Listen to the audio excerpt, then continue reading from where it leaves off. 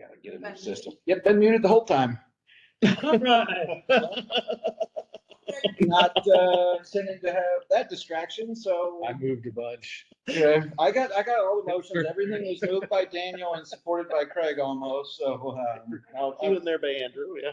I apologize. I don't say I got those. I apologize. But yes, to your point, we have a relationship with MPPA. We have faith in MPPA is going to continue to negotiate a favorable contract. The other piece of it is MPPA, our current arrangement has a performance holdback. So that 30% administrative fee is, they only get all 30% of that if they reach their goals. There will be some reduction in that admin fee that yet to be negotiated. That if they come short of those goals, they don't get all that. So, All right, we're, Yep, just one last thing. I Yep. think the other part is that this still is overall, you mentioned there's a 4-year commitment, but if we're still reducing energy, right? That helps overall with our long-term system, right? I mean, it's not a huge amount, but it's something. there are benefits and there's two sides to every coin. Okay. So I would say, the more we sell, the more we can support continued investments in the system. But at the same time, if our customers don't need to use that energy, then we want to see what's best for them. So and there are elements of if that balancing that. yeah, it's a balance. If power supply becomes really expensive, it helps to reduce rate pressure on everybody, helps reduce that PCA expense on everybody. But I'll just say it's highly unique that we're in an industry where we're mandated to sell less of our product. Granted, it's not really the model we want to use there. no, we want to use, my question would be, and I have challenges with this law. We are making customers' bills less affordable so we can incentivize them to make their bills more affordable. Because to be fair, this $228,000, we collect about, right now, we collect about $120,000 in EWR surcharges from our customers. We need to double that to support this. So we have to effectively raise our rates so that we can help our customers save money. And I just struggle a little bit with that, especially with some of the low income requirements where they don't have to pass a cost effectiveness test. And it's not the conceptually or philosophically the law, that it's the nuts and bolts and how it was crafted, without any consideration of what it actually involves. So I could go on for a long time with the pros and cons, because I think for one, I want to highlight too, that this is a tremendous opportunity for us to engage with our customers. It's an opportunity under good circumstances to build a relationship. That's phenomenal. And those opportunities don't come around every day. So there are pros in this, but fundamentally, I struggle with the idea of making bills less affordable so that we can facilitate making them more affordable for some. Because it's not, there's nothing universal that guarantees, the vast majority of our customers are non-participants, and they don't see any of these funds come back to them. So their bills have become less affordable because we have this revenue requirement now. And I'm not 100% confident that those participating offset their own expense. I think some of them do. But so there's some, to Perry's point, there's a balancing act in this law. And at the end of the day, we're mandated to comply. So let's comply in the fashion that's best for our customers. And let's take advantage of the opportunities that we have instead of just sitting around and complaining about them. So we're going to make the best of it. And that's part of the motivation for recommending the MPPA program, is we can take advantage of the relationships, and we can take advantage of engaging with our customers and making sure our customers are able to maximize the program that has ultimately been handed to us. So consensus to begin with is what I'm hearing is we want to go with MPPA. Okay. Or is it basically take no action? Yeah. What? Take no action, right? Well, I mean, I just, Without a motion, we move on. well, I mean, But yes, the consensus would be MPPA for me. I mean, Is there any reason not to vote right now? No, there's nothing to vote on. Yeah, because what we will do, next steps are here in the consensus. Lisa and I are actually gonna meet tomorrow morning to review some of the details with the MPPA program and start looking at where our numbers should be and what our plan should look like. MPPA will take that, complete negotiations with their preferred vendor. Once contract is in place, we will come back to the board, and I'm expecting maybe August timeframe, August, September. MPPA is hoping to bring the contract to the MPPA board in July. But we would bring back then a MPPA commitment authorization that would, at that point, you'd pretty much have to vote, because the only alternative at that point is we stand up our own program and we're fully self-implemented. And I won't be advocating for that under, I'm not quite sure what the circumstances would have to be to take on that. So what's that? Said Megan's back. Yeah. We're good. And Julie was volunteering to do that. Okay, She's thinking about calling. moving on. We're on mute. Fiscal year 26 meeting dates. Everybody's got a copy of that Yeah. in your packet? I would entertain a motion to approve those dates. So moved. Ordered. It's been moved and supported. Any further discussion? Hearing none. All those in favor signify by saying aye. Aye. Opposed, motion carried. I feel like I should have changed the minutes or the agenda. I feel like we should move the evaluation of the general manager down to the last thing and do that after informational items and everything, so that the rest of these folks can get out of here and. Motion to do that, because I'll move. I don't think we need a motion. We're just gonna move it. Okay. Oh, good. Yep. Okay, so let's move on to informational items. All right, I'll jump into performance data. We are very far into the year, so I will entertain any questions on performance data while I kind of scroll, but the pictures are, we're into it, so you can see the separation from year over year. You can see the month over month trends, and it's a lot of the same story. You'll notice on the cost per kilowatt hour, it is creeping up, and that is largely attributed to the PCA continuing to increase, which is to be expected in the summer. That's when we get hit with the largest of our transmission charges, and there's certain power supplies more expensive. There are a lot of factors that drive the summer. Summer months drive the PCA up.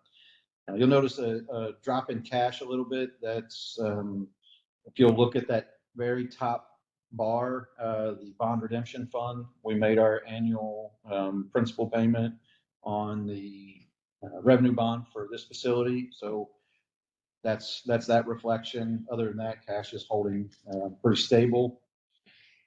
Like I said, happy to answer any other questions, but it's a lot of the same stuff that we see every month. So instead of explaining, I'll answer questions. All right. Have none, move forward. All right, I'm gonna hand it over to Zach for the monthly outage report. Yeah, so this month, Green River kind of got beat up a little bit. Had a squirrel, and then we had a tree limb, just a tiny twig, blew the line fuse, caused outage. The very next day, that cut out but didn't blow, that was right next to the tree, decided to have a meltdown and completely blow up. Completely unrelated events that happened 24 hours. Crazy little fact about that is last year, the exact same days, there was the same type of outage, not same type of outage, same back to back on Grand River, 2 houses down from us. That was completely unrelated from this. And they were both short outage, all of them were under an hour outage. So quick response time. The tree limb was under an hour, and that was in the middle of the night. Mark came out to that one. That's incredible response time for middle of the night. So, and then on Tyler Trail, we had a tree come over and had cut it offline. Plug that in. And every one of those will bring our Katie down. Our Katie was just over 100 minutes last year, so that's a those are impressive response times to get there, investigate the issue, resolve the issue, and restore power. So, I guess next year we'll just station somebody out on Grand River on May 25th and 26th. We'll cut it down to like a 3-minute outage. It'll be the world's best response time. Is there, I mean, have you gone through Yes. like all of them and? They're all unrelated. I mean, the tree limit was not at, Right. even all the cut out the blue one. Really 12 hours later, so Wow. actually 24 hours later, they cut out the blue one. How did you notice that it was the same 2 days? Well, when you type in, it tells you, the dates auto-populated on us, and we're like, something's not right here. And then we looked at it, it's like, hey, this is the same day, and then we got there the second one, we're like, hey, it was just wild. So, it's kind of a crazy little. So yeah. Did you buy a lotto ticket that day? Yeah. No. Okay. Let's do some kind of rain dance or ritual or something to prevent it for next year. Yeah, the thing is, the Grand River, all the poles are squirrel guarded and everything on it, so there's, I mean, it was literally like a 2-foot twig that caused the first outage, and then the second one that cut out just blew up. Yeah. Well, it's nice that you guys respond that quickly, even to tiny outages. You know, it's still significant to those 6 people that were affected. Yeah. But So this has probably nothing to do with it, but because you're talking about your linemen and stuff. So when you get down further in this, we see a picture of, we did mutual aid for Holland. I mean, I gotta ask about that, just because Holland's such a big utility. And what did they need little old Lowell for? Well, they needed a lot. Did they? That was, it was good. Utilities that helped out, I think, 4 or 5. okay, Zealand. they had a big storm. Yeah, so they had Wakazoo, Yeah. Wakazoo Woods was hit with a tornado, or straight line winds, I think is what they, Okay, straight line winds equivalent to like an EF2 tornado. Yeah. And that's it's an established neighborhood with lots of large trees that came down. wasn't paying attention, or I guess I just didn't see it on the news. So the two largest utilities in the state requested mutual aid for that storm. I actually watched a video today. Rob Hodge from Lansing kind of caught a glimpse of it. They were hit by a tornado on that storm. They actually, I believe it hit the Delta Energy Park and ripped the old conveyor down from the Erickson coal plant. But they called in, very widely called in mutual aid as well. So, the two biggest public utilities in the state, both requested mutual aid help. We only responded to Holland. Yeah, didn't we? No. Sorry. Different, I would say, there's been a lot of mutual aid this year. Yes. But yes. And that was kind of the theme of the national convention, mutual aid. Yeah, a lot. It's been a tough year for mutual aid. Some people are here this year. Yeah, we've gone to Harbor Springs, Tri-County, and Holland. So we can go a whole year without having a mutual aid event, and to have 3 in June. They've all happened like the last 3 months. Yeah. You know exactly the timeline of all of them. We definitely didn't have an abundance of staff during that. It's exactly how I know. Oh, yes. All right. And I shouldn't have said little old Lowell. I mean, we're a premier utility, so. We're saying that the staff need a mutual aid too. I called in mutual aid for billing support for mutual aid. We call in mutual aid, tell them they gotta figure out their own bill for themselves too. Yeah. Okay, So thanks. do utilities do mutual aid for things like that? I mean, if there's a whole bunch of like processing that has to happen after a big event, like It's not it's common. just because they have time to spread it out. It's not a I would say, yeah, I mean, obviously when the system's down on the ground, but I have heard of mutual aid for things outside of line. Like, hey, can you send an engineer over? We got a problem we need help with. Okay. So I wouldn't call it mutual aid, but we brought Holland in to help. We brought Holland in just to assist in metering, like a very unique metering package that is not something that we do on a normal basis. I mean, it's a once in a decade type of installation, maybe. Yeah, so we have brought in and looked and we also, we work closely with Portland. So it's not necessarily mutual aid, it's mutual aid, but not as you think of it. Not mutual aid. Yeah, so we'll bring in, and it's more line work, but it's outside of the context you think of it. We'll ask Portland and we'll work with Portland if we're doing like large voltage conversion sections, like, hey, the day that we're gonna drop the line and convert everything, we can get as many bodies as possible here. We can really minimize the downtime for customers. It's great training opportunity, and it's just good to, they come here to help us, we'll go there to help them. It just builds a lot of positive, So the official mutual aid sort of helps strengthen those channels and Yes. enable other opportunities outside of those events. yeah, and we're all very similar, even different utilities of different sizes. We all have a common foundation of public power, and helping each other out is something we've had to do as a small utility. I think Harbor Springs is the first time maybe not ever, but first time anybody there can remember needing to call in mutual aid. So not had many opportunities, but when you need it bad. Yeah. No. Good to go. All right, we'll roll on to the income statement. Again, we're quite a bit through the year and similar trends. Sales continue to be over budget. So is purchase power. The nice thing is proportionally they're moving somewhat together. We would expect our revenue to be, since power supply is about half of our total expense or half of our total expenses, we would expect revenue to just about double, the increase in revenue to just about double the increase in purchase power expenses. So we've kept some connection there, which tells me that, there's just some things that were some unknowns, but we made sure that when we were budgeting that they would move in concert together, and ultimately took a conservative approach. I'll remind the board as we kind of wind down to the end of the year, the generation expense is going to come in significantly under budget, and that's associated with the expedited expensing of the regulator station by the office that was expensed after the budget was finalized.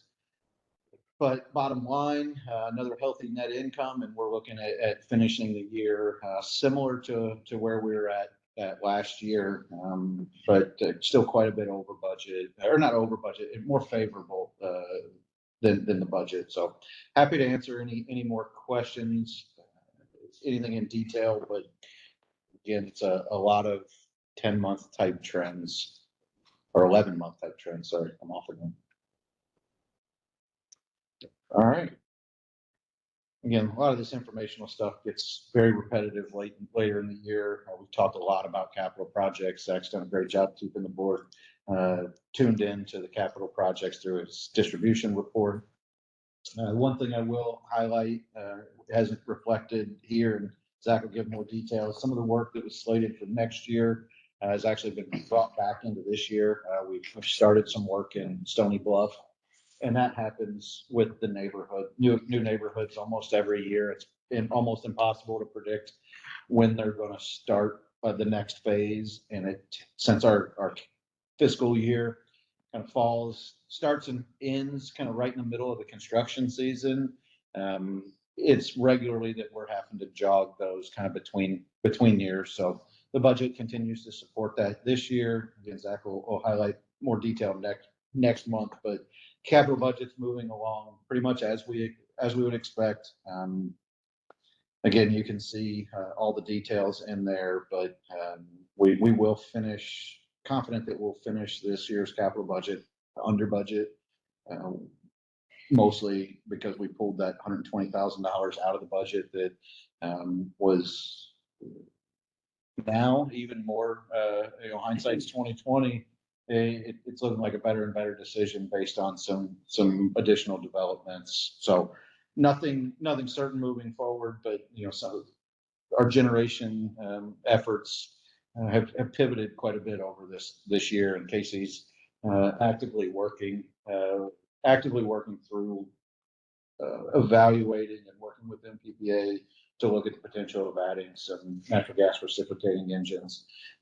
So there's some other pieces associated with that make that a good move to pull that out of the budget. Any questions on the capital budget? All right, hearing none, I'm going to hand it back over to Zach for the distribution report. Yeah, to add to what Charlie said there about, Stony Bluff new development. We changed things up a little bit on this. We actually rented a excavator and put in a crazy amount of pipe in 2 days. And we did the whole development in 2 days. We dug in, 1,300 feet a day. So when that's pipe in the ground, filled up every day. So that's a ton of pipe. The guys did an amazing job. They'll finish the whole job in 3 days. Fastest we've ever done a phase. It is a smaller phase, but we also had the easement that went through there. And if we would not have gotten that excavator, our mini would have struggled dearly. There was some boulders through there. So it's a awesome little thing that we did there. Yeah, I think that's something we'll continue to look at. It was something that was thrown out there, and in the rental expense, I can confidently say that the time savings was worth far more than what the rental expense was. And as we look forward to the next year, opportunity cost is going to be heavily factored in a lot of our decisions, because we have a jam-packed year at this point, especially from a capital budget standpoint. So yeah, it was a little additional expense from a cash standpoint, but the opportunity to save the time was well worth that additional expense. I think quarter mile a day then. What? Quarter mile of pipe you're laying every day or each day. And I'm gonna probably get these numbers wrong, but I'll ask them sometimes as we finish these, what are we getting done in a day? Because we've done efforts where we've joint trenched with others and we've gone out and done things ourselves. I think I remember numbers somewhere between 500 and 800 feet a day, as 800 feet a day being a really good day. Actually, I think when we get 800, you want to consume better. Yeah, I remember being very happy at 800 feet a day. 7 feet a day was a big deal. In fact, we got that done today. I mean, we were hauling. I mean, To get a 50% improvement over what we were extremely happy with before. Yeah, Is I mean, something to be commended. So, and it's part of that continuous improvement process. I mean, I think this meeting highlights a lot of that. You've seen changes in how we're approaching system studies, changes in how we're approaching material orders, in our planning horizon, in methodology for digging in underground. And I think it's important to highlight the work that the leadership team is doing to really focus on continuous improvement and look for opportunities to do things better. From Zach, from your report, the number 4 is what I love the best. yeah. I love that Lowell, and specifically the linemen and you guys, are building relationships with other utilities. If we ever need mutual aid or anything, I'm sure the relationships that you're building will pay off in dividends, because I'm sure they'll be going, how fast can we get here? And same thing with if they needed something, again, just recently, they needed help and you sent a crew over there. So I love that you're building relationships with other utilities. I think what's interesting about that too is it's around training, and it's centered around, Zach has identified things that may not be the emphasis at the actual labs or at the JMAP program that we would like to focus on. And Happy to dedicate some resources on a Friday, with a shorter day, to focus on staff development and relationship building. So the fact that it's anchored in training and making our guys better, making their guys better. You win from the relationships, and then you win again from having the enhanced training and the opportunity. So the hope is this stuff will continue to pay dividends. So. Yeah, and with us having these voltage conversions, we're probably gonna reach out to Portland, have to come over, and their data center come over. And the exact opposite, they have a bunch of voltage conversions that are underground, that are essentially changing our bunch of transformers that we're gonna send our guys over and work with them when that time comes. So it's a nice mutual. Aid. I think not to come up with a new term for that. It's not. Mutual assistance. Yeah. Mutual help that doesn't involve the world burning down. Yeah. Non-emergency. Cool. All right, thank you, Zach. I'm gonna hand it over to Casey for the generation and engineering update. Stand on my report. All right. I'm gonna hand it over to you, Julie. Yeah, I would stand by my report. Just wanted to highlight that Megan is back, full time. And, we're all very happy to have her back and doing all her normal tasks. All right, manager's report, trying to decide what all I wanted to highlight. I feel like I owe the board obviously an update on consumers' plans for the Campbell plant. Obviously, this has been a major focus. As of today, the plant continues to operate. It's operating at a slight D-rate. Their intentions from an operations standpoint are to operate it at a minimum load, as what's called a must-run offer. So even if the market is below that, they're required to run. That's kind of their floor of what they can run at. And then they're dispatching up based on economic dispatch.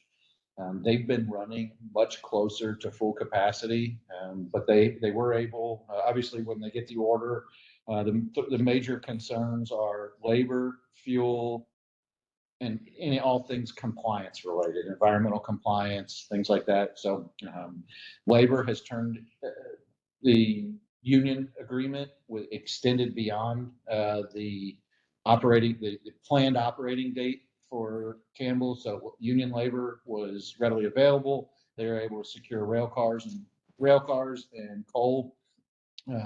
Don't have any details on how advantageous the pricing was on some of that, but I have to believe that it was a challenge to line up last minute rail cars and fuel, but I also don't have any insight into that.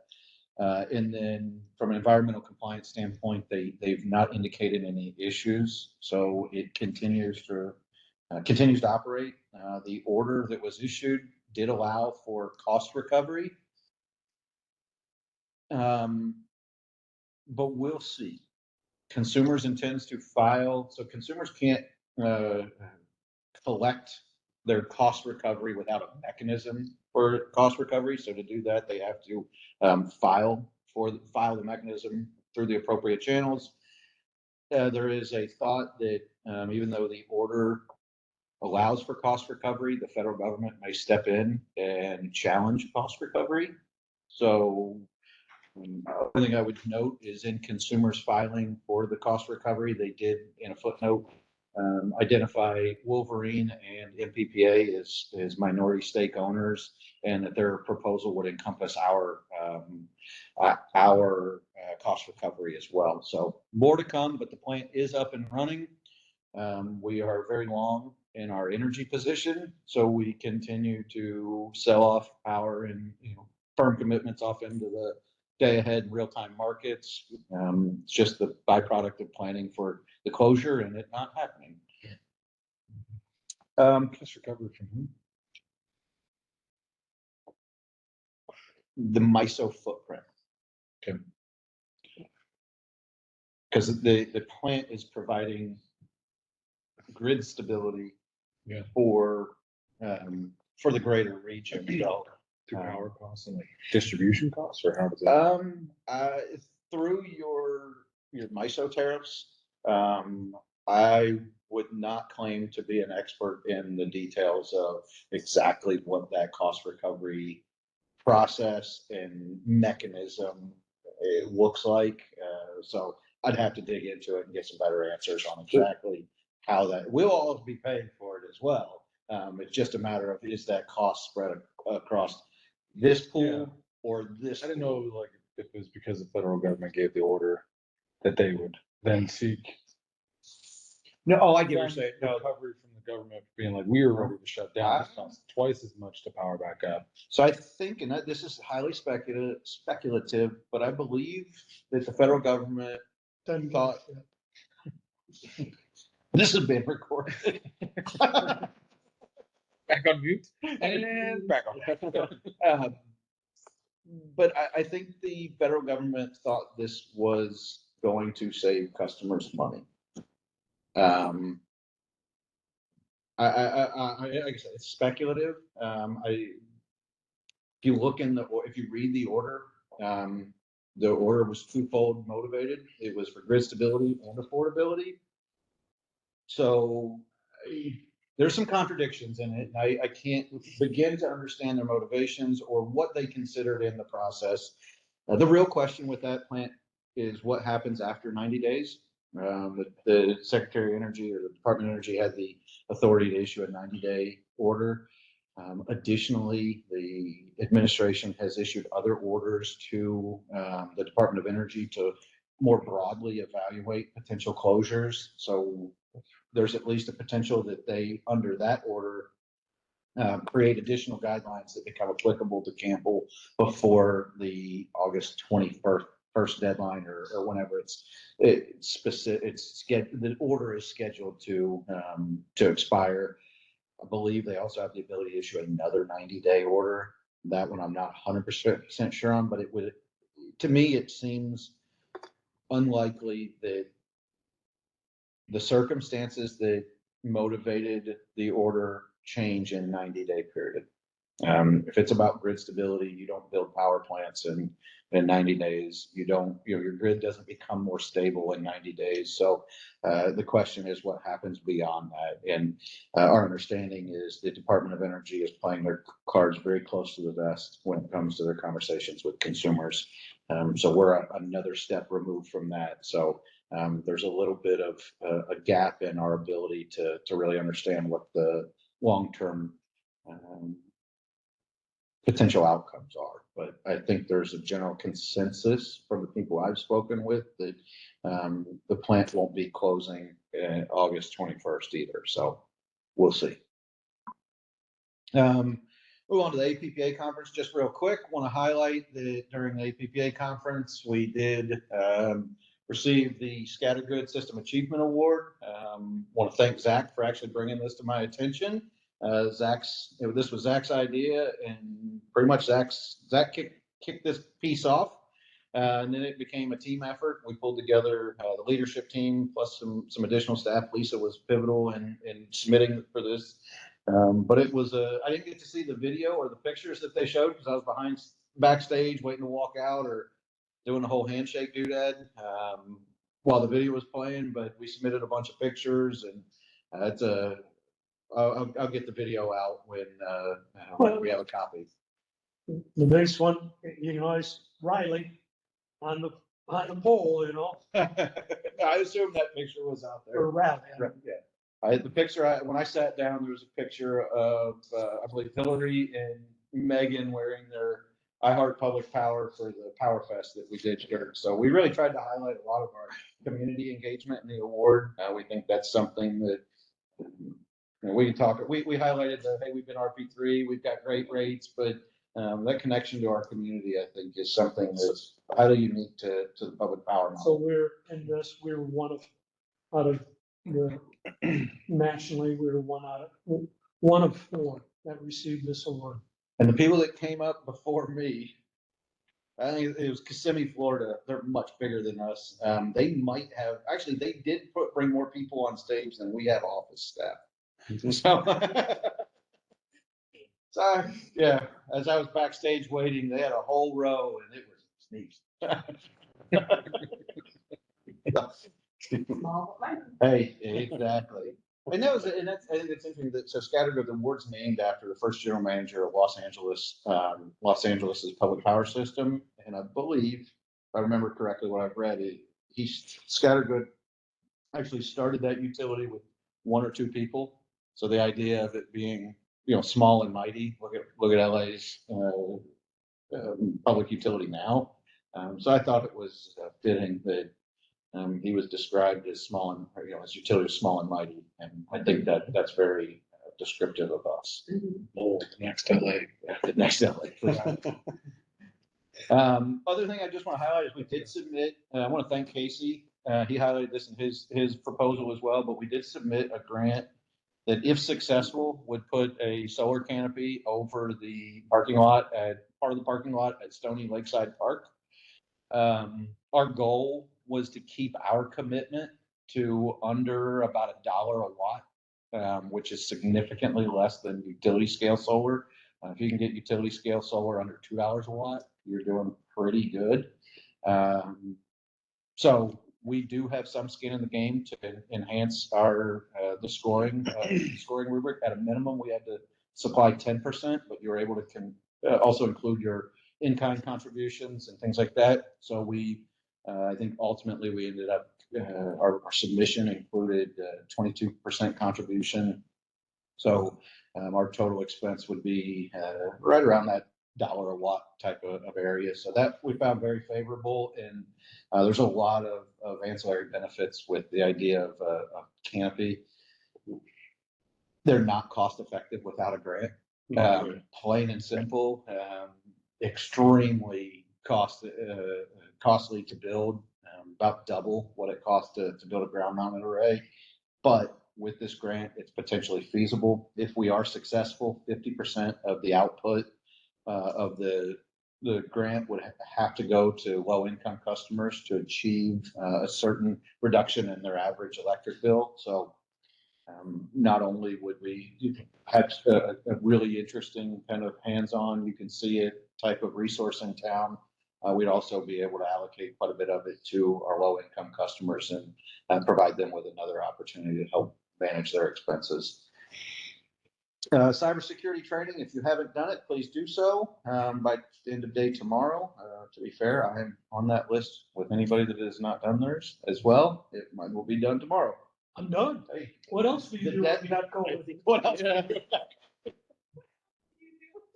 I like it. So, but yeah, I would say you're welcome. I thought we'd roll on to pictures, but The one thing I would say about the cybersecurity is so when you get a question wrong, you just go on, you just go on, and then you get, 80% correct, and I wish it would tell you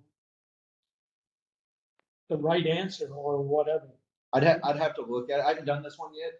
Mine's on the list for first thing tomorrow morning. But so I can't speak that. I know most of them they typically do, but I'll be honest, it's tough to find trainings that are unique and different and not, an hour long or something. So we're limited to the library that they have, and KnowBe4 seems to be one of the, I'd say probably the most widely used platform, but no platform's perfect by any means. So Lisa gets to watch all of them twice, because she has to watch them to determine what she wants to assign, and then she has to still be assigned the training. So It's like seeing your final exam before you have to take it. So I will say, on that note, you all please check your email. You all were asked Lisa to send out an email. Our SCADA vendor, their email was compromised, and I sent the response to everybody. But I received the spam email myself. I can tell you, these trainings and our conversations absolutely got me to pause. I don't know if I would have clicked on it without them. I can't speak in hypotheticals like that, but we are actively working with Surveillance. They're a bigger company, so they have very meticulous ways they need to do things. And we actually had a delay in being able to get things scheduled until they had some formal pieces. Coming up against the end of the year, saw it and said, I wonder if Casey needs me to get something approved. I know we're actively working. I decided ultimately that he'll tell me what he needs me to do. And I'm gonna go ahead and delete the email because there's a chance it's spam. And then a couple hours later, I got it. I got the response saying we had a phishing attack. I also spoke with somebody earlier this week who had this was a couple years ago, had their email compromised, and ultimately they lost over $100,000 to fraudulent activity associated with social engineering and all the things that you hear. They will get into your email and they will monitor and they will wait till it's opportunistic to jump, and they will interject an email. Not only do they interject an email, they will make sure responses to that email go to archives or spam on the recipient's end so you don't see them. So if somebody got into my email and sent Julie a message that said, hey, you need to change the account number and routing number for our deposits to MPPA, and she replied back to me saying, what the heck is this? I'd never see it. It'd be in my archives, it'd be in my junk, it'd be somewhere hidden. And they do that intentionally to make it difficult. So I know we joke a lot about cyber attacks, but here locally, there was an email that was compromised.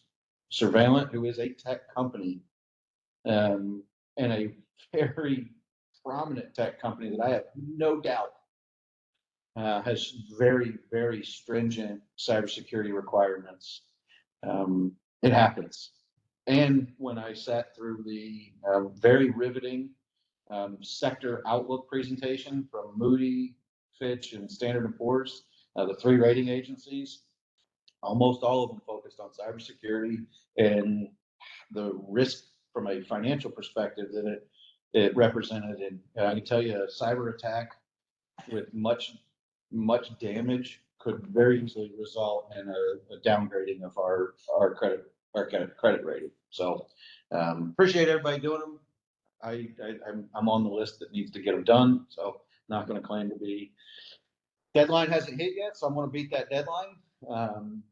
But appreciate what everybody's doing with them. It got sent out shortly after the last board meeting, right? Because I'm like 95, yeah. Was it the next day?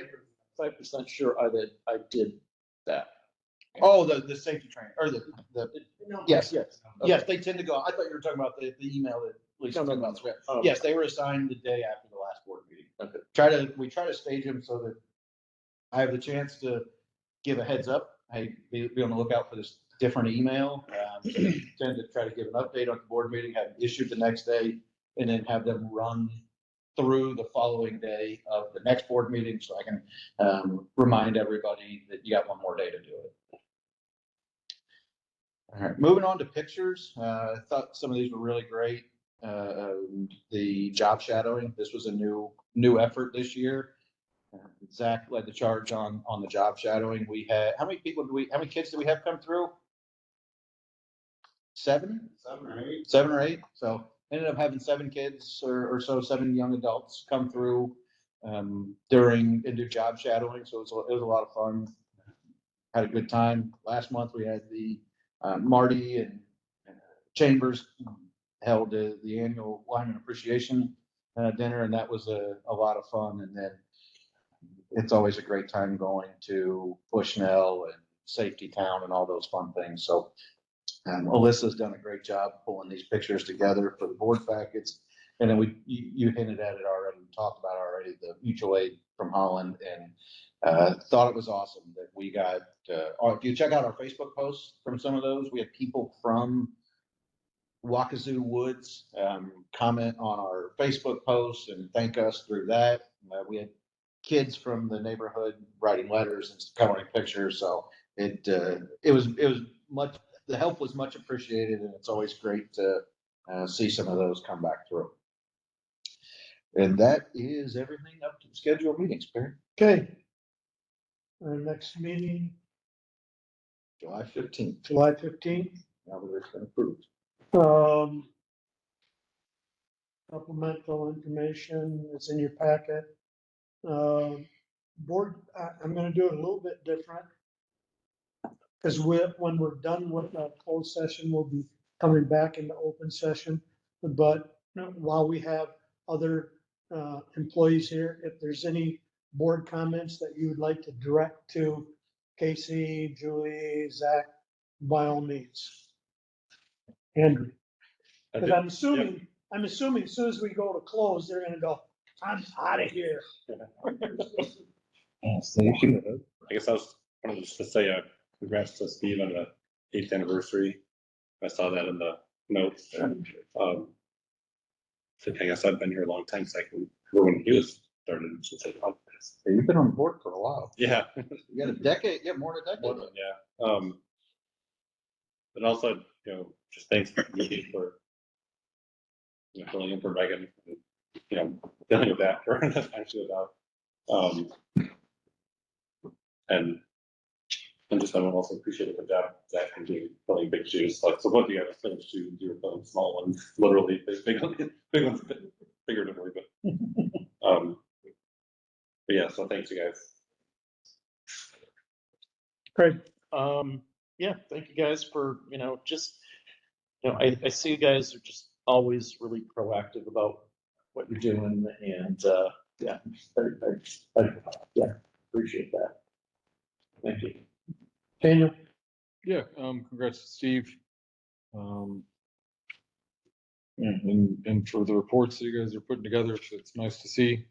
It's things have gone smoothly to transition out of Charlie talking so much and getting you guys to talk a little bit more. I appreciate it. And it's nice to kind of get a bit of details from you guys, even if you're standing on the reports, we can read them and kind of see what's going on. So yeah, appreciate those. So thanks. and I'll just say that I want to thank the department heads and everything, because I asked them to write a small narrative evaluation of our general manager. That's what we're gonna go in closed session, and I just want to thank them for taking the time to do that. I've decided this year that I'm doing more of a little holistic evaluation, got community members, directors of electrical organizations and everything to weigh in, and we'll be talking about those. And again, thank you for taking the time. And with that, I would entertain a motion to go into closed session. I need a motion and then into it. Yeah, we have to state the reason for the closed session is the general manager's review under MCL 15.268, section A. Okay, So moved. And supported. okay, roll call though. Yes, gotta be a roll call Yep. vote. Andrew, Yes. Craig, Yes. Daniel, Yes. and I, Gary, yes. All right, we are officially in closed session. All right, we are out of closed session and the recording. Okay. We're in closed session for evaluation of our general manager. We are coming out of closed session. Will just publicly say, and each board member can talk about it when we get to board comments, but it was a exceptional review. We received, I asked different people throughout the community and throughout organizations to evaluate Charlie, and they were all positive. And we have come up with a new salary package for the coming year. And with that, I will turn it over. I will ask for a motion, and Daniel. I will motion to adjust the GM's salary with an 8% raise, and also to add a $25 a month addition to the car allowance. Okay. And it's been supported. Any further discussion? Hearing none. And I would like to do this by roll call, just because it's, head. So we'll go in reverse this time. Daniel, Aye. Greg, aye, Yes. Andrew, Yep. aye, Yes. and the chair, Terry Beecham, also votes aye. Any opposed? No, there's nothing. No opposed. Tina is absent. But I'm sure she will agree with the decision of this board. With that, board comments. Andrew, Just thanks for reaching out outside the normal, to get additional feedback outside of Empower. That was a really unique idea and a very good one. So thank you. appreciate your effort in that. And I think we had all the other comments before. So yeah, and thanks Charlie for the work you do here. Craig, Indeed, yeah, I'm gonna, echo Andrew's statement about, I really like what you did reaching out into the community. I mean, we already know that you've got a great team, Charlie's a great leader, but to hear that out of other people's, well, or read that out of other people's thoughts, it just solidifies it even more. And I'm honored to be a part of this board. I like how we all are not afraid to go into the weeds on some things and just make sure, like when we were discussing Charlie's salary adjustment, that we didn't take any shortcuts. That's after 10 o'clock. Yeah. And also, I'm just, yeah, and I'm honored to work with you, Charlie. I mean, you are, everything that every one of these people says, and yeah, I'm a better person for it than having you as the leader. Thank you. Thank you. Daniel, I'd just like to say, thanks to Tina for passing along some of her thoughts before going in, to not be able to be here, but it's an important meeting and an important discussion with Charlie. Yeah, happy to be able to, hopefully, provide you some reasons to be here. Yeah, that's all I got. okay, yeah, again, thank you, Charlie, for everything you do. Thanks, Tina, and I just might call Tina after this, because I think it might be close to 3, 4 o'clock in the morning in Iceland where she is, because that's the time I got the letter last night was sent to me at 5 minutes to 4 in the morning. Thanks, Tina. With that, I would entertain a motion to adjourn. So moved. I'll support. It's been moved and supported. Any further discussion? Hearing none. All those in favor signify by saying aye. Aye. Aye. Opposed, motion carried.